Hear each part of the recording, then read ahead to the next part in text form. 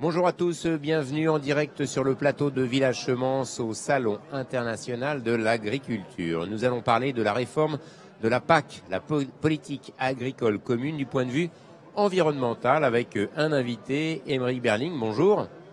Bonjour. Bon, voilà, avec Bonjour. le micro c'est mieux, merci. Vous êtes expert senior à la Commission européenne.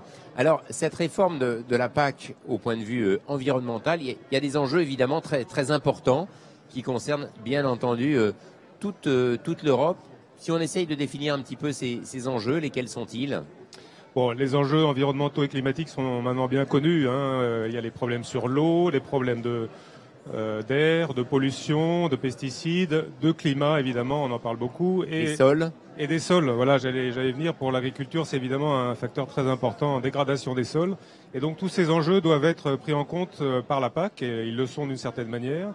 Et ils le seront, on l'espère, plus encore à l'avenir dans la future PAC.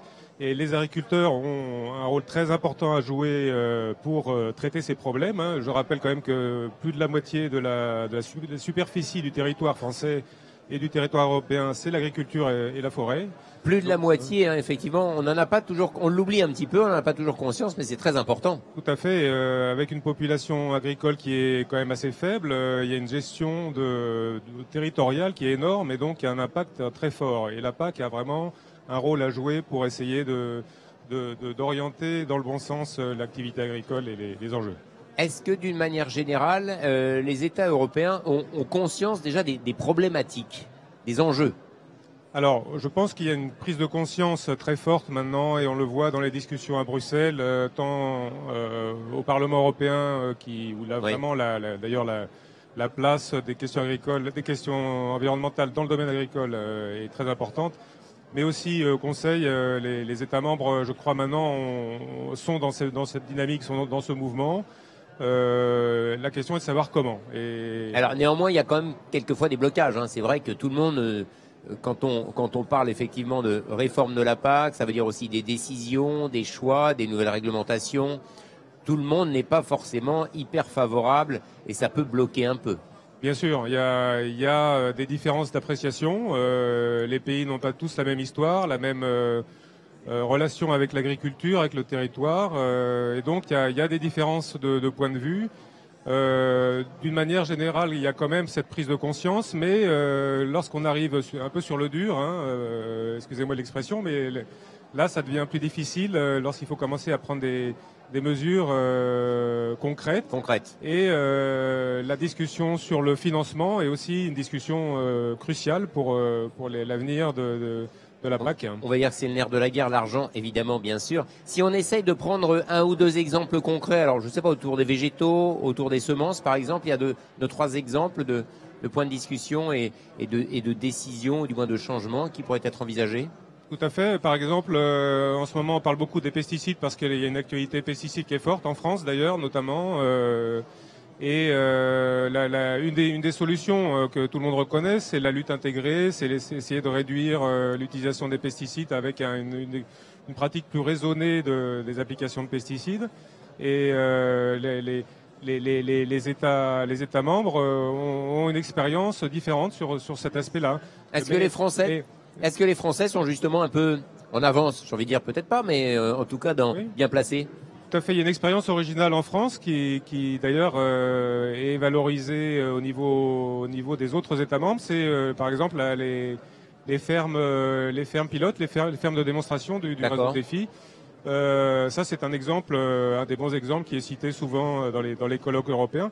Mais pour revenir sur le domaine des semences, la sélection variétale maintenant va être un aspect très important dans la lutte contre l'utilisation durable des pesticides pour essayer d'avoir des variétés plus résistantes. Effectivement, cette sélection variétale qui permet, on le rappelle, de sélectionner avec de bonnes techniques des végétaux qui pousseront, qui auront besoin de moins d'eau, qui auront besoin de moins d'intrants, c'est-à-dire moins de produits phytosanitaires. Exactement, qui seront plus résistants aux pesticides et aux ravageurs. C'est important parce qu'en fait, on a beaucoup sélectionné sur la productivité parce que c'était la demande dans les dernières décades. Mais maintenant, on voit que ce système productiviste à ses limites et on doit accompagner la transition et cette transition est très importante. Est-ce qu'il y a évidemment, je vais pas dire, il y a des points de blocage, certains pays qui sont un peu plus réticents ou qui freinent un peu.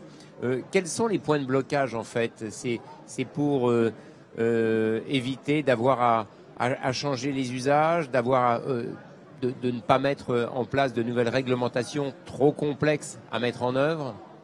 Alors, les points de blocage sont souvent liés aux aspects financiers. Il y a parmi les États membres on va dire une certaine frustration de certains États membres de ne pas recevoir assez d'argent de la PAC. Et donc, lorsqu'on demande plus aux agriculteurs, du point de vue général, du point de vue environnemental, les États membres nous disent mais bon, quid du financier?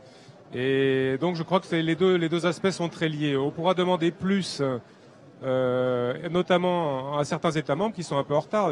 Bon, sans citer les pays d'Europe de l'Est, oui, n'ont pas la même histoire. Ils partent de plus loin, on va bien dire. Sûr. Donc eux ont davantage besoin d'aide, de soutien et d'argent, le cas échéant, voilà, pour switcher. Il y a cet aspect de répartition des aides entre pays et d'efforts communs qu'on demande. Donc là, il faut trouver un juste équilibre et cet équilibre n'est pas facile à trouver. Au niveau du calendrier, des échéances de cette réforme de la PAC au point de vue environnemental, est-ce qu'on a quelques dates clés à donner? Tout à fait. Alors, la nouvelle commission von der Leyen a mis, on va dire, les questions environnementales et climatiques en priorité numéro 1 avec son pacte vert. Ce pacte vert, ça rebat un peu les cartes. Il y avait déjà une proposition de réforme de la PAC sur la table depuis 2018, depuis l'été 2018, sur la table du Conseil et du Parlement, qui sont in fine les décideurs. Mais maintenant, la barre est montée d'un cran, on peut dire, avec le pacte vert. Donc il va falloir revoir un peu ces propositions et ces discussions en fonction du pacte vert. Et le pacte vert doit être décliné de manière avec des documents plus pratiques, notamment un document qui va être publié fin mars par la Commission européenne, qui s'appelle De la ferme à la fourchette, qui va un peu donner des détails plus concrets sur le quoi et le comment et le quand. Voilà.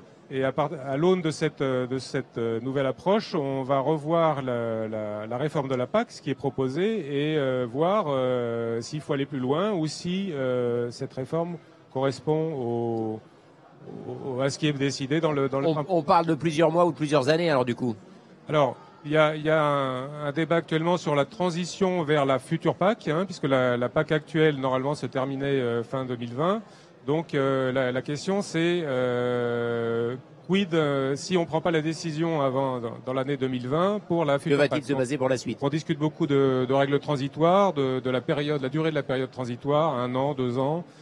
Mais c'est un peu comme le Brexit, quoi, en fait. On sait qu'il y a une date échéance, bon, et puis après, on réfléchit un peu et on voit ce qui se passe pour définir les nouvelles règles. C'est ça, c'est un peu ça. Sauf qu'on espère que ça sera un peu plus rapide pour la PAC et plus conclusif, moins complexe. Et plus conclusif, parce que le Brexit n'en est toujours pas sorti. Alors qu'avec la PAC, on espère que lorsque la décision sera prise, tant du point de vue financier que du point de vue du contenu de la future politique, là, on pourra aller de l'avant sans hésitation. En tout cas, on voit que progressivement, l'ensemble des pays européens se dirigent vers une agriculture qui soit qui respecte davantage la biodiversité, qui respecte davantage l'environnement. C'est la ligne directrice. Il faut un peu de temps, c'est clair. Tout à fait.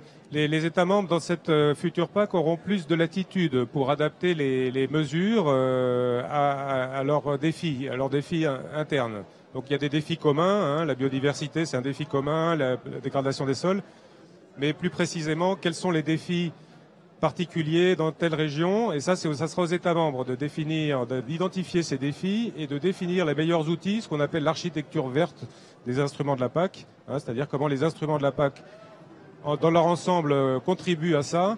Comment cette architecture verte va contribuer à résoudre les défis au niveau d'un territoire ou d'un État membre. Aymeric Berling, merci. Je rappelle que vous êtes expert senior à la Commission européenne. Merci beaucoup. Merci beaucoup. Merci.